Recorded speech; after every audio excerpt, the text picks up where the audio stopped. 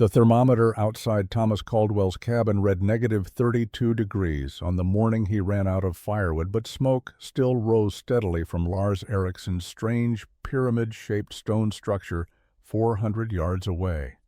What happened over the next 6 hours would force every settler in the Montana high country to question everything they knew about surviving winter. Before we begin, let us know where you're watching from, and if stories like this move you, hit that subscribe button. Because what Lars discovered about heat and geometry changed frontier architecture forever. The fire in the cabin was dying again. Lars Eriksson opened his eyes in the darkness and knew immediately from the cold pressing against his face that the temperature inside had dropped below freezing.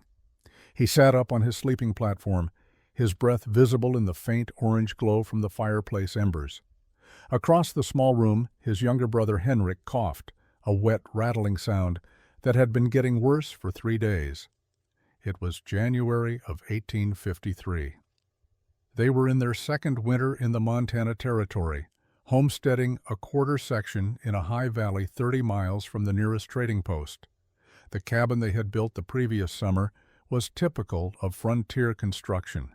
Logs notched at the corners, chinked with mud and moss, a single door, one small window covered with oiled paper, and a stone fireplace that consumed firewood at an alarming rate. They had thought themselves prepared.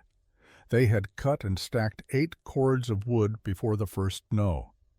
Now, in mid-January, less than 2 cords remained, and the worst of winter stretched ahead. Lars pulled on his boots and heavy coat, moving quietly to avoid waking Henrik, though the coughing made stealth pointless. He added wood to the fire, 3 logs that should have been 2, but Henrik's illness demanded warmth. The logs caught slowly. Lars watched flames spread across the bark, thinking about mathematics he barely understood. They were burning approximately 1 cord of wood every 3 weeks. At that rate, they would run out by late February. March in the high country could be as brutal as January. They needed the wood to last until April. Henrik coughed again, a sound like tearing cloth. Lars turned from the fire and crossed to his brother's sleeping platform. Henrik was 23 years old, 4 years younger than Lars, and he was dying. Lars knew this with certainty, though he had not spoken the thought aloud. The pneumonia had started as a simple cold 2 weeks earlier. In a warm, dry environment, Henrik might have recovered. But their cabin was neither warm nor dry. Moisture from their breathing, from cooking, from melting snow condensed on the inside of the poles. Ice formed in the corners where the chinked gaps let in frigid air.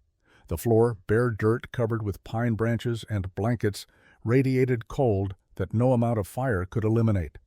Henrik opened his eyes. His face was pale, his lips blue-tinged despite the blankets piled on his platform. "Is it morning?" His voice was barely a whisper. "Not yet," Lars said. "A few more hours. The fire's going again." Henrik nodded and closed his eyes. His breathing was shallow and rapid. Lars sat beside the platform, helpless, watching his brother struggle for air in a cabin that was supposed to protect them, but was instead killing them slowly. The fire popped and hissed. Wind found gaps in the chinked walls and whistled through, carrying away heat as fast as the burning wood could produce it. Outside, the temperature was probably 20 below zero. Inside, despite the roaring fire, it felt only marginally warmer. Lars thought about their father's farm in Norway, about stone buildings that had stood for centuries in climates as harsh as this one. Henrik died 3 days later, on a morning when the sun rose bright and cold over mountains that seemed indifferent to human suffering.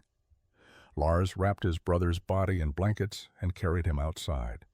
The ground was frozen solid, too hard to dig, so Lars placed Henrik in the small shed beside the cabin and sealed the door against animals. He would bury his brother properly when the ground thawed, if he survived that long. Lars spent the rest of that day sitting in the cabin, staring at the fire, watching wood transform into heat that immediately escaped through 100 invisible gaps in the walls and roof. He had built this cabin with his own hands, following patterns he had learned from other settlers, using techniques that every frontier manual recommended. Notched logs, mud chinking, a simple door, minimal windows to retain heat. It was exactly like every other homestead cabin in the territory. And it had failed. The realization came slowly, not as a sudden insight, but as an accumulation of observations he could no longer ignore. The cabin was a box. Heat rose to the ceiling and pooled there, far above where he slept. The walls were thin, single logs thick, offering minimal insulation. The chinked gaps, no matter how carefully packed with mud and moss, dried and cracked in the extreme cold, creating pathways for air infiltration. The fireplace, built into one wall, radiated most of its heat directly up the chimney. The door, constructed from rough planks, had gaps around its frame that whistled with every wind gust. Lars walked around the cabin's interior, running his hands along walls, feeling cold air seeping in at dozens of points. He climbed to check the loft space above the main room. The peaked roof created a volume of air that had to be heated, but served no purpose. Heat accumulated there while he froze below. The entire structure was designed around tradition and convenience, not around the fundamental physics of heat retention. He thought about the 8 cords of wood they had cut. Each cord represented days of labor, hauling and splitting logs. They had burned through 6 cords in 3 months, and his brother had still frozen to death inside a structure specifically built to keep him warm. Something was fundamentally wrong with how frontier cabins were conceived and constructed. That night, Lars let the fire burn lower than usual. He wrapped himself in every blanket he owned and lay on Henrik's sleeping platform, the one closer to the fireplace. He was testing something, though he would not have expressed it in those terms. He was trying to understand the relationship between fire size, wood consumption, and interior temperature. The fire burned. The cabin remained cold. He burned half the wood he normally would have used. The cabin felt only slightly colder. The mathematics were brutal. Doubling the fire did not double the warmth. Most of the heat was simply lost. Lars did not sleep. He lay in the darkness, listening to wind and thinking about stone buildings in Norway that stayed warm with fires a fraction of this size. The images came to Lars in fragments throughout the following days. Stone huts in the Jotunheimen Mountains where shepherds kept summer watch over grazing livestock. His father had taken him there once when Lars was 12 years old, traveling into high pastures to retrieve sheep before autumn snow. They had sheltered overnight in one of the huts, ancient structures built by men whose names were forgotten, but whose work endured. Lars remembered the hut's shape distinctly. It was not rectangular. The walls rose at steep angles, coming together in a point overhead, creating a pyramid of stacked stone. The entrance was low, requiring a person to bend to enter. Inside, the space was surprisingly warm, despite a fire barely larger than what a cooking stove might hold. His father had explained that the hut's shape and thick stone walls held heat that would escape from wooden buildings. Lars had been 12. He had not understood the principles. Now, 23 years later, and an ocean away, the memory felt like a message from the dead. He began sketching in a journal he had brought from Norway but rarely used. His drawings were crude. He had no training in architecture or engineering, but he could reproduce from memory the approximate proportions of those stone huts.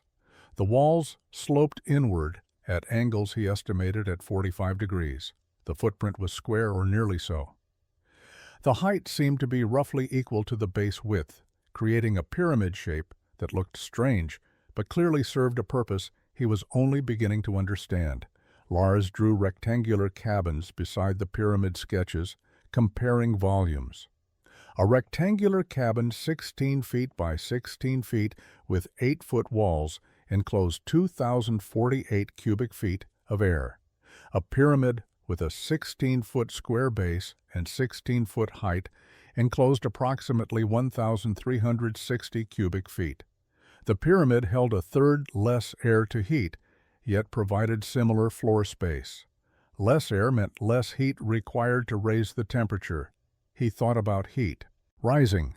In a rectangular cabin, hot air rose to the ceiling and stayed there, stratified in useless layers, while cold air pooled at floor level. In a pyramid, hot air would rise naturally toward the apex, but the converging walls would force circulation back downward. The shape itself would create movement that distributed heat more evenly. Then there was the matter of the walls.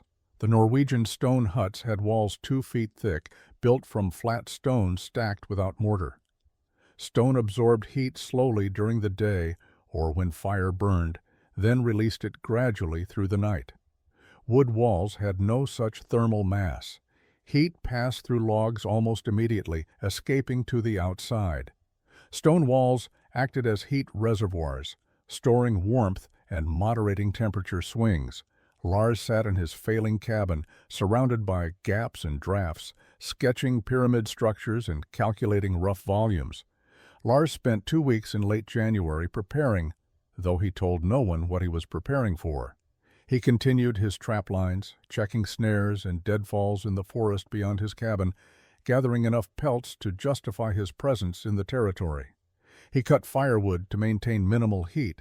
He melted snow for water and ate sparingly from supplies that would need to last until spring. But his mind was elsewhere, working through problems of construction and geometry that occupied every quiet moment. In early February, during a brief warming spell that brought temperatures above freezing, Lars walked his property looking for the right location. His current cabin sat low near the creek for convenient water access. That had seemed practical when they built it. Now he understood it was a mistake. Cold air sank into valleys. Moisture from the creek created humidity that made cold feel colder and encouraged ice formation inside the cabin. He needed higher ground. He found the spot on the southern end of his quarter section, a slight rise perhaps 30 feet above the creek level. The location offered clear southern exposure, meaning winter sun would strike it directly during the short days when solar heat mattered most. The rise provided natural drainage, preventing water accumulation during spring melt.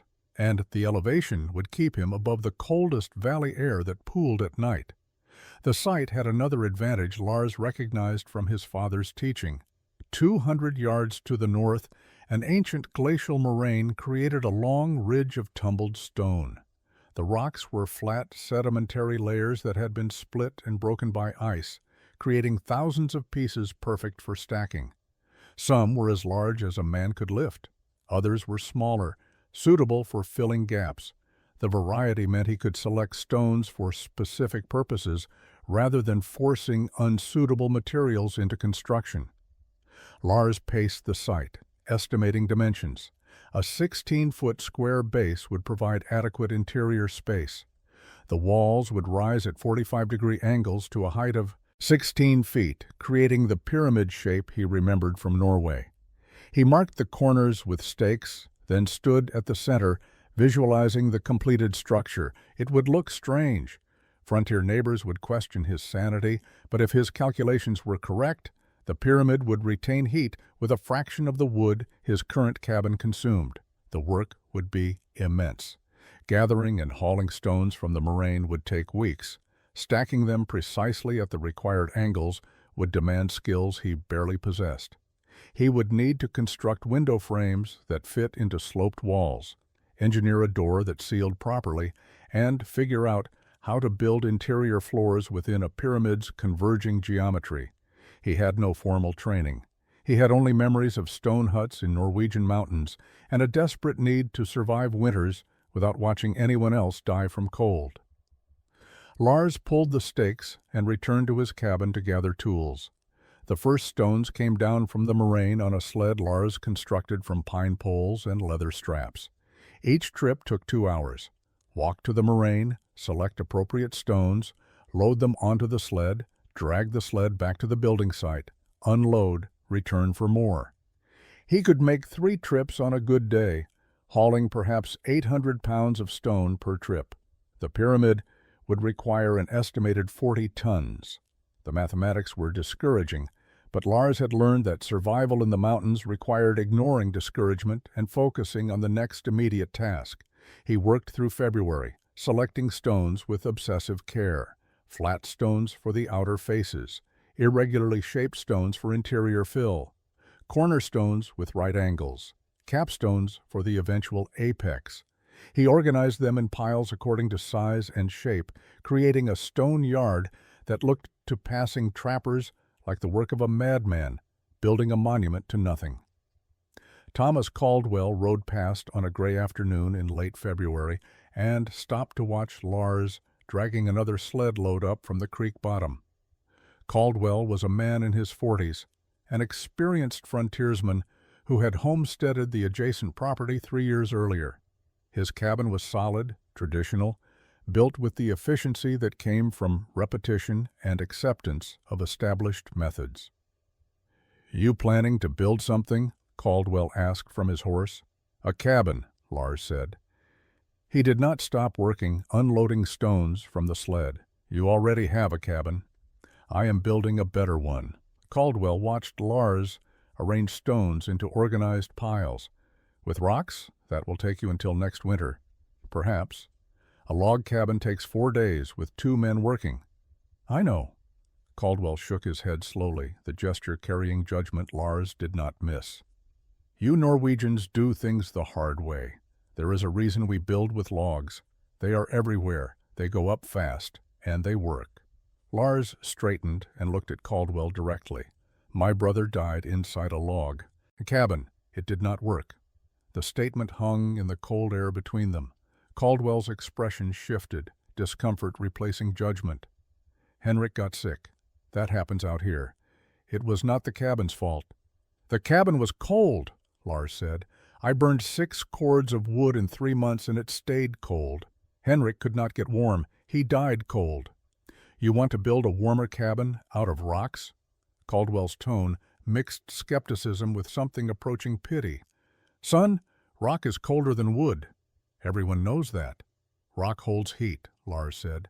"Wood lets it pass through." Caldwell gathered his reins.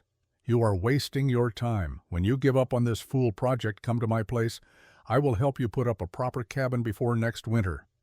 He rode off toward his own homestead, leaving Lars alone with his piles of stone. That evening, sitting in his cold log cabin eating beans heated over a fire that consumed wood at its usual wasteful rate, Lars allowed himself a moment of doubt.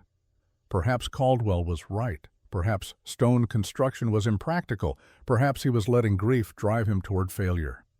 Then he remembered Henrik's face that last morning, blue-tinged and struggling for breath inside walls built exactly as Caldwell recommended. Lars returned to his sketches and calculations. He would build his pyramid. The foundation began in early March, when the ground had thawed enough to allow shallow excavation. Lars dug a trench following the 16-foot square outline he had staked, removing 8 inches of soil and exposing the harder clay layer beneath. Into this trench he placed his largest, flattest stones, creating a level base that would prevent settling. The foundation work took 5 days. Most frontier cabins had no foundation at all, their logs resting directly on cleared ground where they would eventually rot from moisture contact. The first courses of wall stones went up slowly. Lars had to learn through trial and error how to select stones that would stack stably at a 45-degree angle. Too steep and they would slide inward. Too shallow and the pyramid geometry would be lost. He used a wooden frame as a guide, 2 boards joined at 45 degrees that he could place against the rising wall to check his angle. Each stone had to be positioned carefully, its weight distributed across the stones below, its top surface tilted slightly inward to receive the next course. Martin Johansen visited on a morning in mid-March. Johansen was a fellow Norwegian immigrant who had arrived in the territory the previous year. His English was poor, and he spoke Norwegian with an accent from coastal regions Lars barely recognized. But the shared language created connection in a place where most men spoke only English. Johansen stood watching Lars work for several minutes before speaking. "You are building a Varda," Johansen said finally, using the Norwegian word for cairn. "I am building a cabin," Lars replied, placing a stone and checking its alignment. "A cabin shaped like a Varda." "Yes." Johansen walked around the foundation, examining the angle of the walls. "I have seen shepherd huts like this in the mountains near Lillehammer." Lars stopped working and looked up. "You know these structures?" "My grandfather kept sheep in high pastures. He showed me the old huts. Some were 200 years old, still standing, still keeping shepherds warm." Johansen touched the wall stones. "Yours is bigger. I need room to live through winter, not just shelter for a night. The others will think you are crazy. The others already think I am crazy." Johansen nodded. "Caldwell stopped at my place yesterday. He said you were building a Norwegian monument and you would freeze next winter when you realized rocks do not burn." He paused. "He does not understand thermal mass." Lars felt something unexpected. Relief. Someone else understood. "You know why this will work? Stone absorbs heat during day, releases it at night. Thick walls moderate temperature. The shape creates circulation." Johansen gestured at the converging angles. Less volume to heat than a box cabin, and the steep walls shed snow instead of holding weight. They talked for an hour, comparing memories of stone structures from different regions of Norway. April brought rain that turned the building site into mud, but Lars continued working whenever weather allowed. The walls rose course by course, each layer requiring careful stone selection and placement. He developed techniques through repetition, larger stones on the exterior faces where strength mattered, smaller stones and rubble filling the interior gap between exterior and interior faces, creating walls that were 2 feet thick at the base. Every fifth course, he placed tie stones that extended through the full wall thickness, binding the interior and exterior together. The work was methodical and consuming. Lars rose with dawn light and worked until darkness made stone placement dangerous. His hands became calloused from handling rough stone edges. His back developed a permanent ache from lifting and positioning weights that ranged from 20 to 200 pounds. He lost weight he could not afford to lose, his body consuming itself to fuel labor that seemed never-ending. Other settlers passed occasionally, traveling the trace that ran past Lars's property toward the trading post 30 miles west. Most stopped to watch briefly, shaking their heads at the strange pyramid rising from the Montana earth. A few asked questions Lars answered with minimal detail. Some offered advice he did not want. Build with logs. Build faster. Build something normal. Lars thanked them and continued stacking stones. By late April, the walls had reached chest height, and the pyramid's shape was unmistakable. The structure no longer looked like the foundation of something normal. It looked exactly like what it was. A pyramid made of stone, rising from frontier land where such things did not belong. The visual strangeness increased Lars's isolation. Neighbors who might have stopped to talk kept writing. The pyramid marked Lars as someone outside the normal boundaries of frontier community. He did not care. The walls were rising true, the angles holding steady, the thick stone mass accumulating thermal capacity that would matter desperately when winter returned. Lars worked alone, speaking to no one for days at a time, existing in a state of focused obsession that left room for nothing beyond the next stone, the next course, the next increment of progress toward a structure that would not fail the way his log cabin had failed. The corners required special attention. At each corner, Lars laid stones in an alternating pattern. Each course shifted 90 degrees from the one below. This created interlocking strength that prevented the corners from separating under the immense weight accumulating above. He had seen similar corner construction in stone fences in Norway. The principle was simple. No straight vertical joints that could split under stress. By mid-May, the walls had reached 8 feet, halfway to the apex. The pyramid's interior was becoming defined space rather than abstract plan. Lars could stand inside and look up at converging walls that would eventually meet 16 feet above the foundation. The window openings presented challenges Lars had not fully anticipated. He needed windows for light and ventilation, but cutting openings in sloped stone walls required techniques he had to invent as he worked. Standard frontier windows were simple rectangular frames set into vertical log walls. Lars's pyramid had no vertical surfaces. Every wall sloped inward at 45 degrees, creating complex geometry at every opening. He started with the south-facing wall, where winter sun would provide maximum benefit. At a height of 6 feet above the interior floor, he began leaving a rectangular gap in the stone courses. The gap measured 12 inches wide and 18 inches tall, small by conventional standards, but adequate for his purposes. The challenge was creating a frame that would support the stone courses above while fitting securely into sloped walls. Lars carved thick pine timbers into wedge shapes that matched the wall angle. These formed the top and bottom of the window frame. The sides were simpler, vertical pieces that connected top and bottom. He fitted the entire assembly into the gap he had left in the stonework, then continued building courses above, letting the weight of upper stones lock the frame into position. The technique worked, but it consumed 3 days per window. He planned 4 windows total, 1 on each wall, positioned for cross-ventilation and light distribution. The south window would catch winter sun. The north window would provide ventilation during summer heat. East and west windows would balance light throughout the day.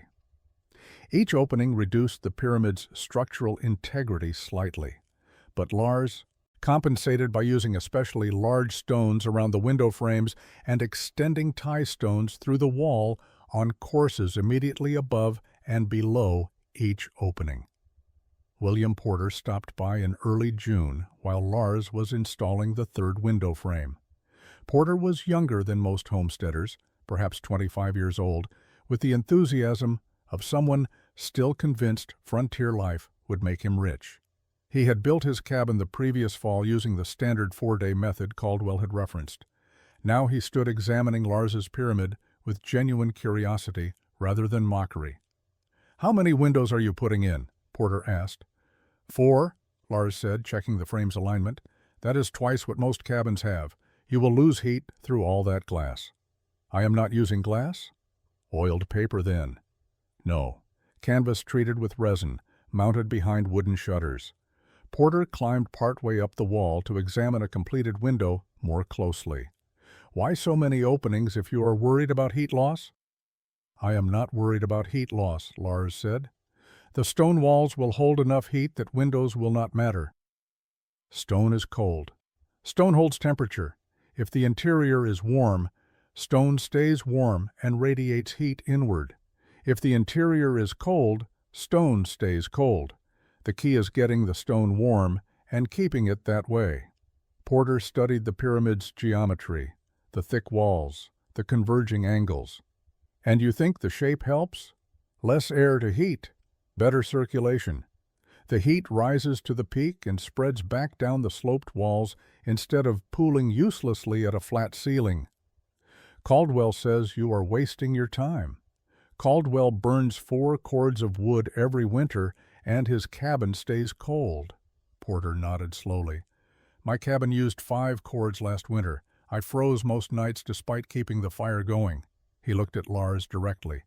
"If this works, would you show me how to build one?"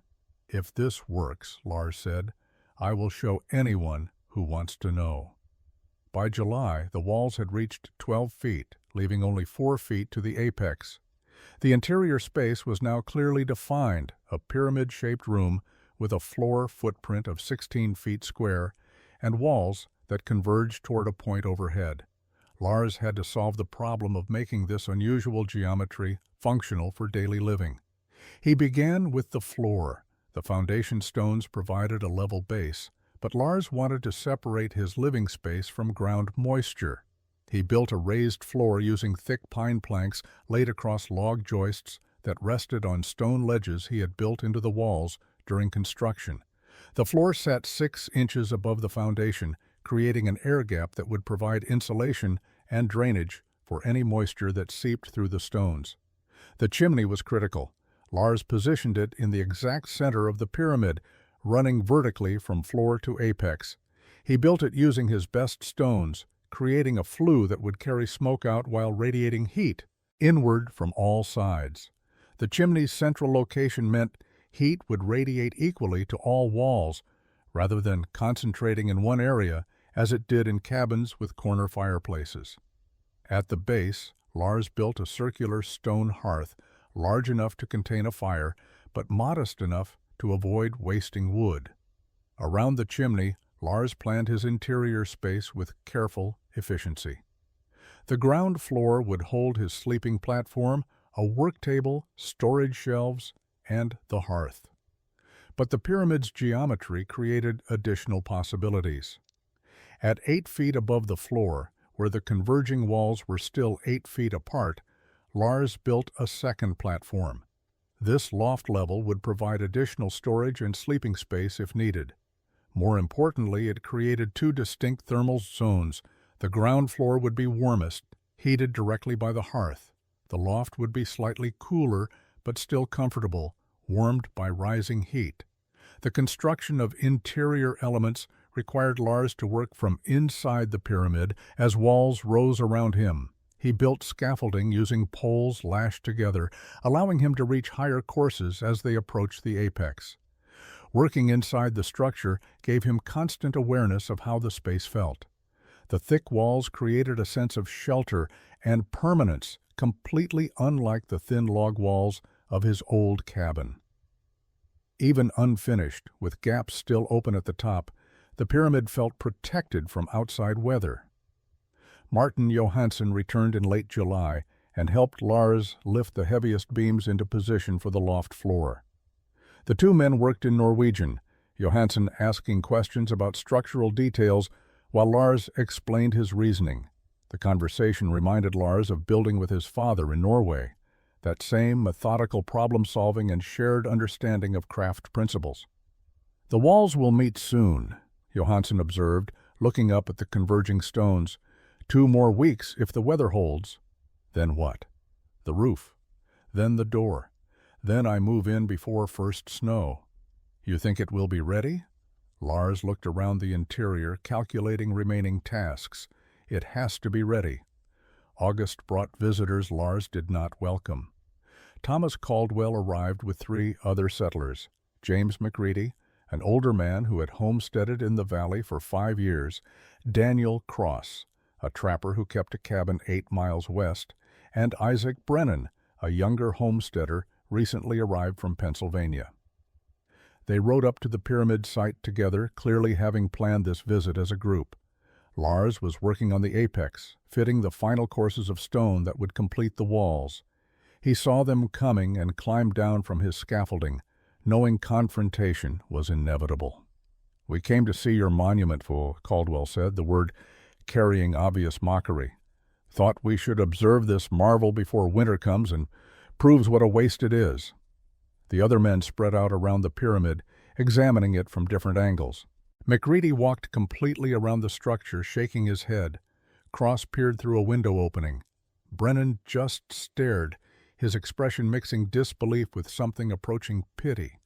"You spent the entire summer building a pile of rocks," McCready said. "You could have built 3 cabins in that time. Good log cabins that would actually keep you warm." "This will keep me warm," Lars said. "Rock does not insulate," Cross said from the window. "Any fool knows that. You might as well build your cabin from ice." "The rock holds heat," Lars tried to explain. "Once warm, it stays warm and radiates." "It radiates cold," Caldwell interrupted. "That is what stone does. Why do you think no one builds stone cabins? Because they do not work." Lars felt anger rising but kept his voice level. "In Norway—" "This is not Norway," McCready cut him off. "This is Montana territory. We have ways of doing things that work. You want to survive?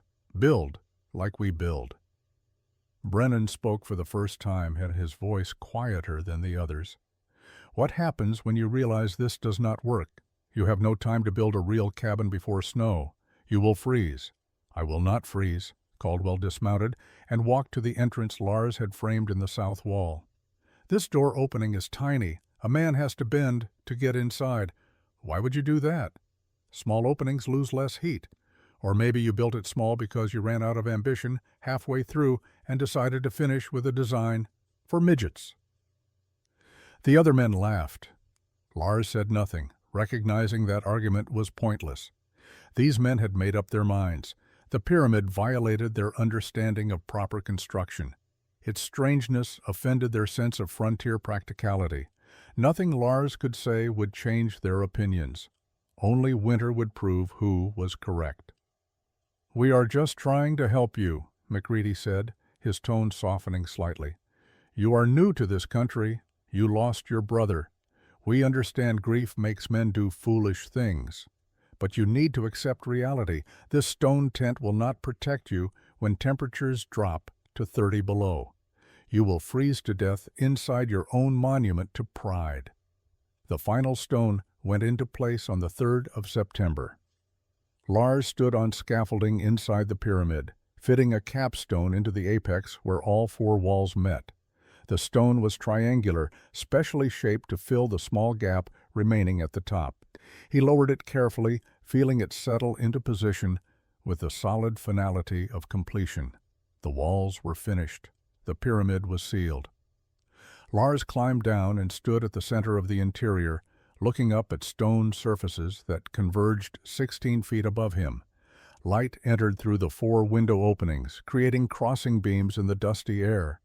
The space felt different from any structure he had inhabited. The sloped walls created acoustic properties that made even small sounds distinct. His footsteps on the wooden floor echoed softly. The air smelled of stone and pine and the dried resin he had used to seal gaps between courses. He spent the next week completing interior details. He built shutters for each window, thick planks hinged on the inside that could be secured with wooden bars. Behind each shutter he mounted canvas he had treated with pine resin, creating a translucent barrier that would allow diffused light while blocking wind. He installed shelves along the lower walls where they were still nearly vertical. He constructed a sleeping platform raised 2 feet off the floor with storage space beneath. He built a simple table and chair. Each piece was overbuilt, solid, designed to last. On September 10th, with the first hints of autumn cold arriving in evening air, Lars lit the first fire in his pyramid cabin. He used dry pine kindling and small logs, building a modest fire in the central hearth he had constructed around the chimney base. The flames caught quickly. Smoke rose through the chimney and out the apex opening.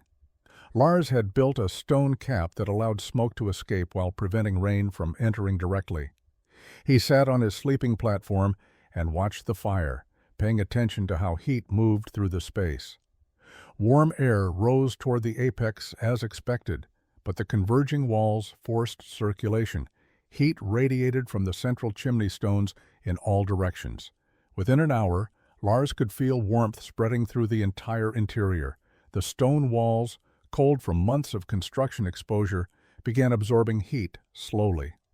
By evening, the interior temperature had risen noticeably, despite outside temperatures dropping toward freezing. Lars added 2 more logs to the fire, smaller pieces than he would have used in his old cabin. The pyramid stayed warm. He ate dinner, washed his plate, and sat watching darkness gather outside his windows while firelight played across sloped stone walls. That night, Lars slept comfortably for the first time since Henrik's death. The fire burned down to coals. Outside temperature dropped below freezing, but inside the pyramid, thick walls that had absorbed heat throughout the evening continued radiating warmth slowly inward. The temperature remained stable. When Lars woke in the early morning darkness, he could see his breath, but the cold was not the penetrating, brutal cold of his log cabin. This was manageable cold in a space that would warm quickly when he rebuilt the fire. He lay in darkness, listening to silence, and allowed himself to believe the pyramid might actually work. Lars began tracking wood consumption with the methodical attention of a man conducting an experiment. He stacked his remaining firewood in neat cords beside the pyramid, each cord carefully measured and separated. Every morning he noted how many logs he had burned through the previous day and night. Every evening he recorded the interior temperature using a thermometer he had purchased at the trading post years earlier. The numbers told a story that grew more convincing with each passing week. In his old log cabin, maintaining livable temperatures through a cold night required approximately 8 logs, each piece 18 inches long and 4 to 6 inches in diameter. Lars and Henrik had burned through roughly 1 cord every 3 weeks during the depths of winter. The pyramid used half that amount. 4 logs per day maintained comfortable warmth even when outside temperatures dropped to 20 below zero. The difference came from multiple factors working together. The pyramid's reduced interior volume meant less air to heat. The thick stone walls absorbed heat during the day and released it gradually through the night, moderating temperature swings. The central chimney radiated heat in all directions rather than losing it through an exterior wall.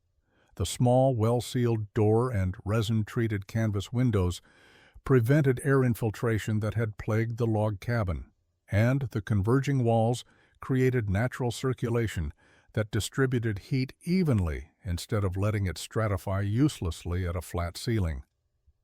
October brought the first serious cold. Frost appeared on grass in the mornings. Ice formed on standing water. Neighbors began burning fires constantly, smoke rising from chimneys across the valley as settlers prepared for winter's arrival. Lars burned his modest fires and tracked his consumption. By month's end, his numbers were undeniable. The pyramid was using 50% less wood while maintaining warmer interior temperatures than his log cabin had ever achieved.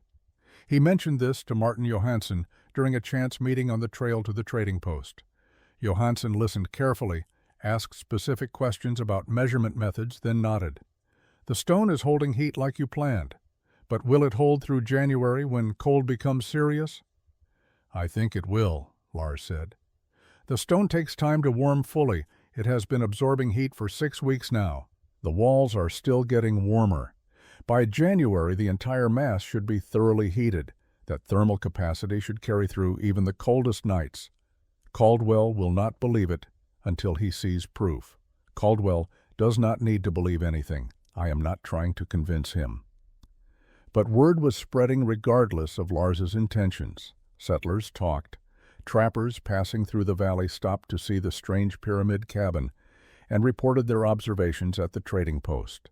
Some repeated the mockery, calling it Eriksson's Folly or the Norwegian monument.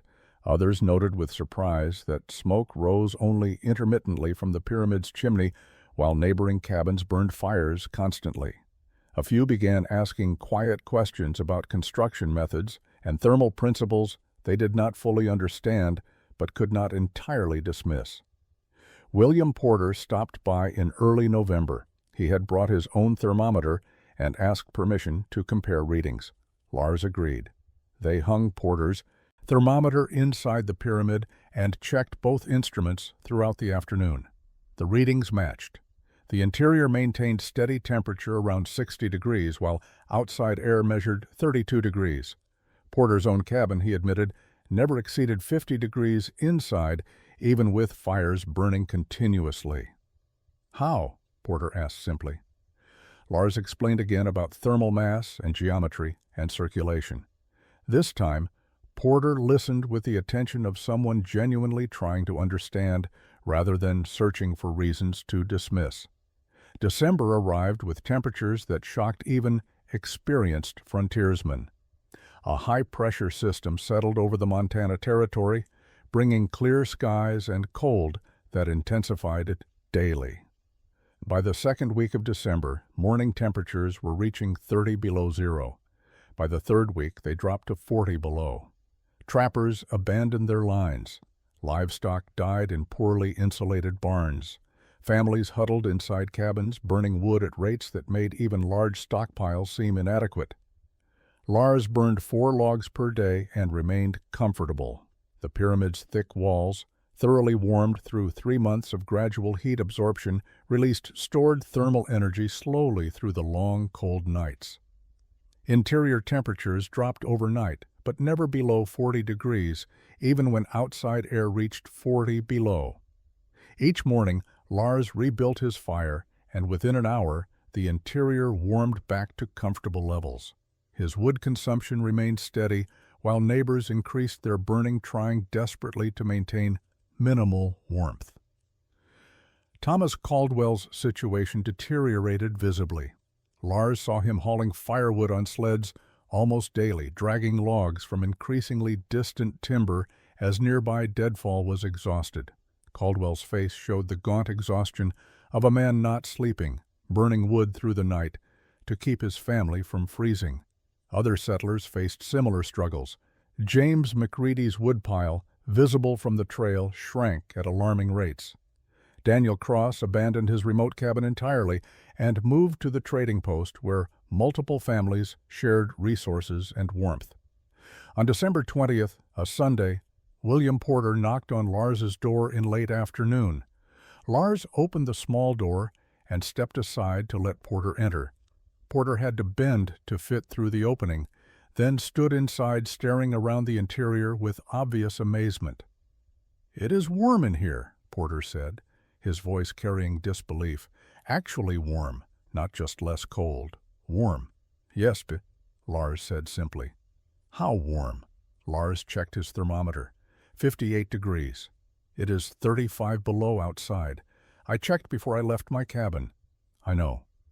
Porter walked around the interior, touching the stone walls, feeling radiant heat coming from surfaces that should have been cold. He examined the modest fire burning in the central hearth, noting how small it was compared to the roaring fires frontier cabins required.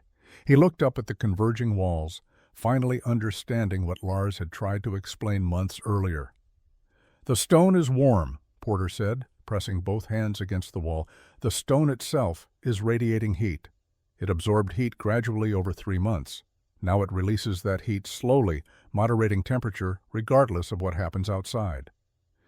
And the shape makes the warm air circulate instead of rising uselessly to a peak." "Yes?" Porter sat on Lars's chair without asking, still processing what he was experiencing.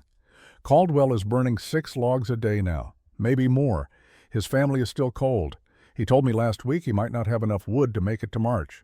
He should have built differently. We all should have built differently." Porter looked at Lars directly. "Will you teach me how to build one of these before next winter?" "Yes. Others will want to know. Once they understand this works, they will want to know." Lars added a log to his fire, a single piece of wood that would burn slowly for hours. "Then I will teach them too."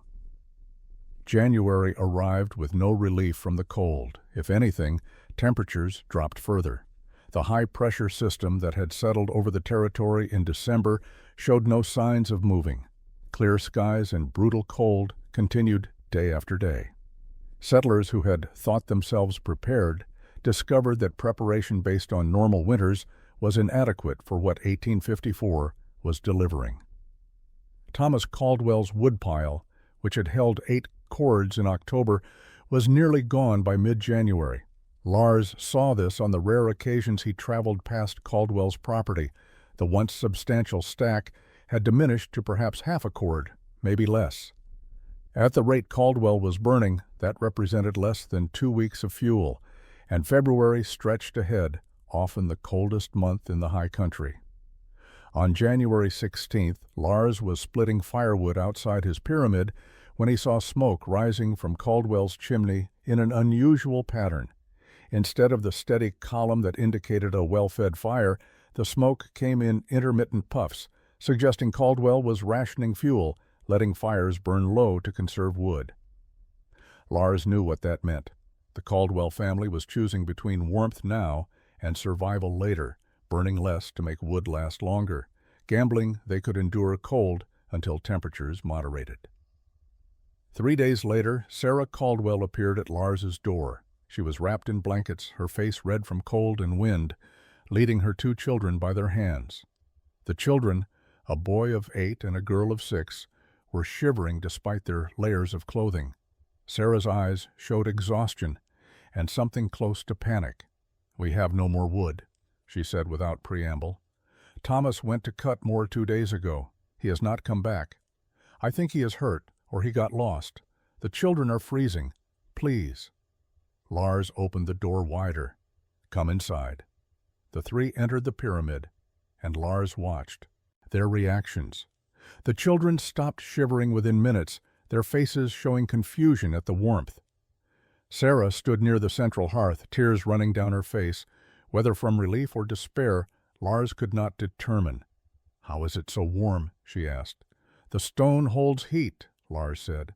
He was already pulling on his heavy coat and gathering rope and supplies. "Where did Thomas go to cut wood?"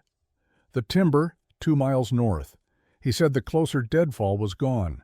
Lars knew the area. Dense pine forest in a drainage where standing dead trees were common, also where a man working alone in extreme cold could easily become disoriented or injured. "I will look for him. You and the children stay here. Keep the fire going. There is food in that box. Do not leave until I return or someone comes for you."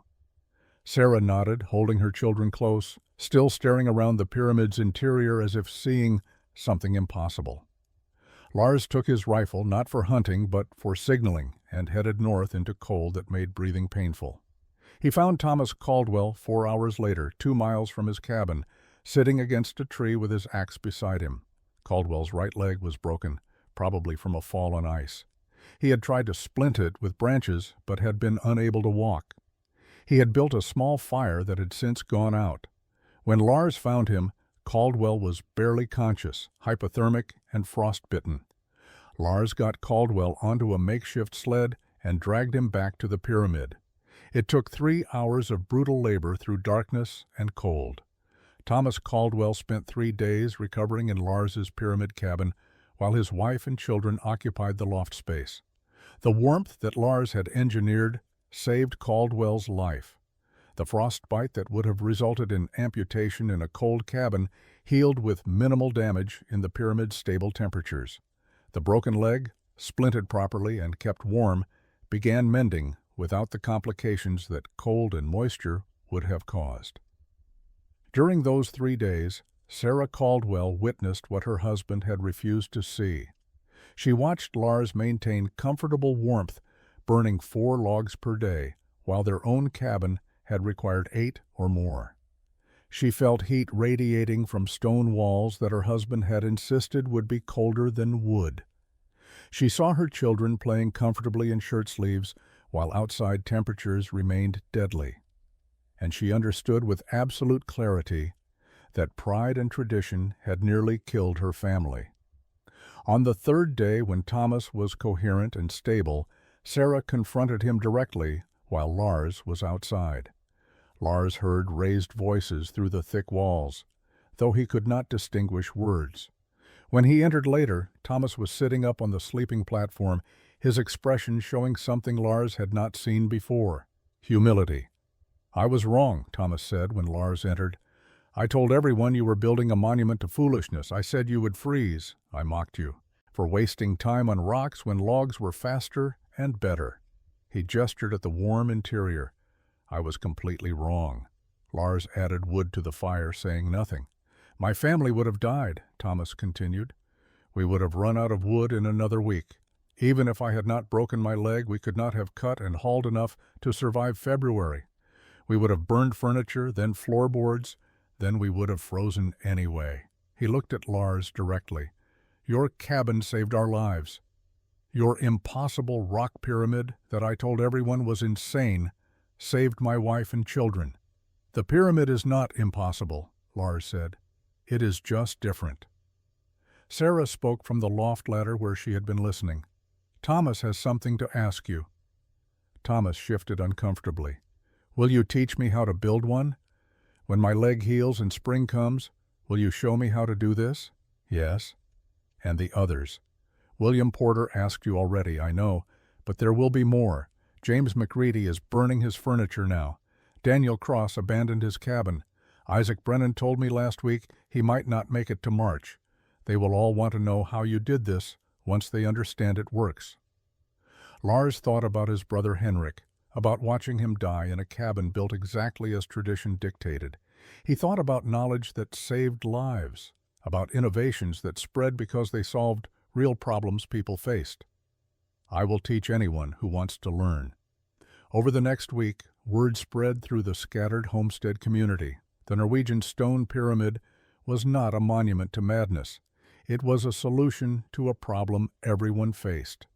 While neighbors froze despite burning massive amounts of wood, Lars Eriksson stayed comfortable using half the fuel. The pyramid that had been mocked now represented survival.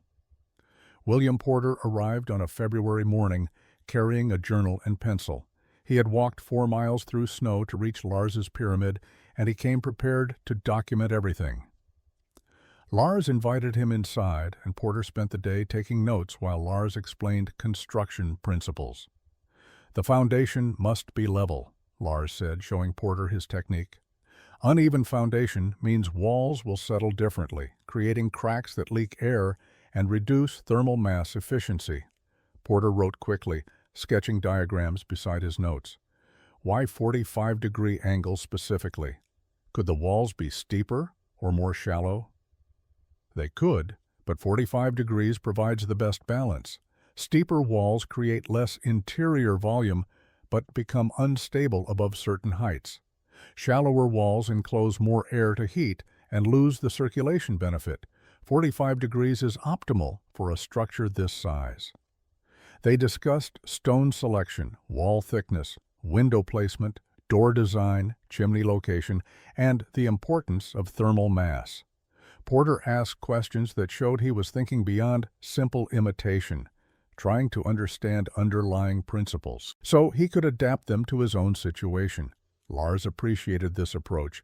He was not teaching a recipe to follow blindly, but sharing knowledge that could be applied creatively.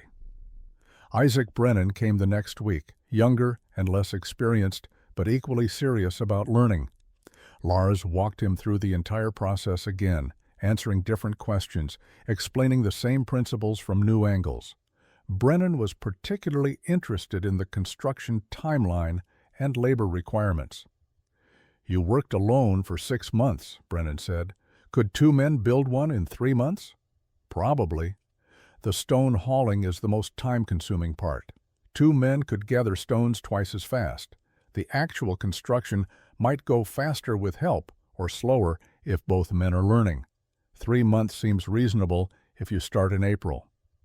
By late February, Lars had explained his pyramid design to 7 different settlers. Some came alone, others in pairs. All brought the same desperate energy of men who had nearly died during the winter and were determined not to repeat the experience. Lars shared everything freely. He showed them his sketches, explained his calculations, demonstrated stone stacking techniques, and answered every question with patience. Martin Johansson came in early March, not to learn but to share information. "There are families building pyramids in the valleys east of here," he said. "I heard about it at the trading post. Settlers who talk to people who talk to you. The design is spreading." "Good," Lars said simply. "They are calling them Norwegian cabins or Eriksson pyramids. Some people say you invented something new."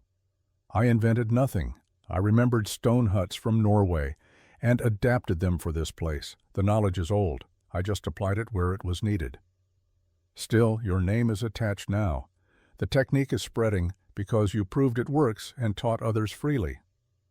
Lars thought about this. He had not sought recognition or tried to profit from his design. He had simply built something that solved his own survival problem, then shared it with neighbors when they asked.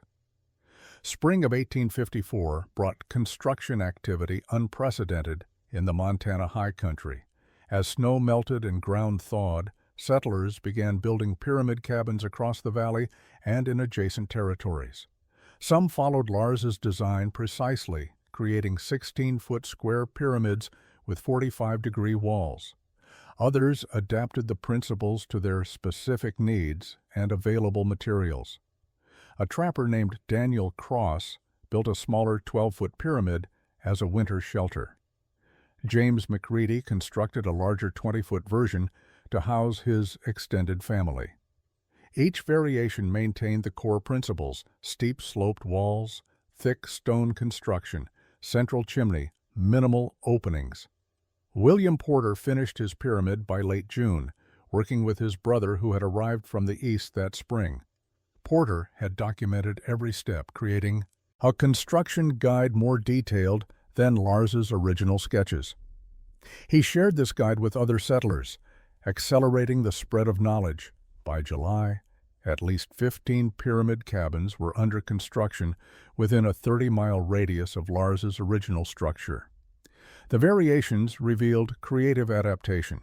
Some builders used different stone types based on local availability: limestone, sandstone, granite, whatever could be gathered and stacked. A few settlers who lacked sufficient stone created hybrid designs, using stone for lower walls and logs for upper sections, maintaining the pyramid shape while reducing stone hauling labor. These hybrids worked less efficiently than pure stone construction, but they still outperformed traditional rectangular log cabins significantly. Isaac Brennan made an important discovery while building his pyramid. He found that mixing clay into the gaps between stones, creating mortar rather than dry stacking, increased structural stability and further improved thermal mass. He shared this technique with others, and it became standard practice for later pyramid construction. Lars incorporated the mortaring method into his own cabin during maintenance that summer, filling gaps he had initially left open. The economic implications became apparent as settlers calculated fuel savings. A family that had burned 8 cords of wood per winter in a log cabin needed only 4 cords in a pyramid. This represented enormous labor savings, freeing time for other productive activities. It also reduced the environmental impact on nearby forests, allowing timber resources to regenerate rather than being consumed entirely for fuel. Not everyone adopted the pyramid design. Some settlers remained committed to traditional methods, unwilling to invest the time required for stone construction or unconvinced that the benefits justified the effort. Thomas Caldwell, despite his near-death experience, built a conventional log cabin when he relocated to a different property the following year. But even skeptics acknowledged that pyramid cabins worked. The evidence was undeniable. Families in pyramids stayed warmer using less wood. By autumn of 1854, pyramid cabins had become an established alternative to traditional frontier construction. Travelers passing through the territory reported seeing the distinctive structures and hearing stories about the Norwegian settler who had survived a brutal winter in a cabin built from stone and geometry. The technique continued spreading, carried by word of mouth and direct observation, into Wyoming and Idaho territories where winters presented similar challenges. Lars Erickson left the Montana Territory in 1857. The fur trade that had drawn many settlers westward had collapsed entirely. Homesteading offered limited prospects in a region with short growing seasons and isolated markets. Lars sold his property to Martin Johansson, who maintained the original pyramid cabin, and built a second structure nearby using improved techniques developed over 3 years of collective experience. Lars moved to the Oregon Territory, where he purchased land in a river valley with milder climate and better agricultural potential. He married in 1858 a widow named Anna, who had traveled west with a wagon train. They built a conventional farmhouse, not a pyramid, because the Oregon climate did not require extreme thermal engineering. They raised 3 children who never experienced the brutal Montana winters their father had survived. Lars lived quietly, farming and occasionally doing carpentry work for neighbors. He never promoted his pyramid design or sought recognition for what he had created. But in the mountains he had left, the pyramids remained. Stone structures built to survive harsh winters did exactly that, standing solid through decades, while conventional log cabins rotted and collapsed. Settlers continued building variations of Lars's design into the 1860s and 1870s. The technique became known simply as the Norwegian method, attributed to Scandinavian immigrants generally rather than to Lars specifically. This suited Lars fine. He had not built his pyramid for fame. He had built it to survive. The phrase, "built like a Norwegian pyramid," became frontier shorthand for exceptional durability and thermal efficiency. When settlers needed structures that would withstand extreme conditions, they referenced the design principles Lars had demonstrated. Some pyramids built in 1854 were still inhabited in the 1880s, occupied by new generations who had never met Lars but benefited from his innovation. Modern historians estimate the pyramid cabin design saved at least 24 lives during winters between 1854 and 1870. The exact number is unknowable because survival often goes unrecorded, but period journals and letters reference families weathering severe cold in pyramid shelters while neighbors in conventional cabins faced life-threatening conditions. The fuel efficiency alone prevented countless cases of frostbite, hypothermia, and cold-related illness that plagued frontier communities. Lars Eriksson died in 1876 at age 49 from injuries sustained when a horse kicked him during routine farm work.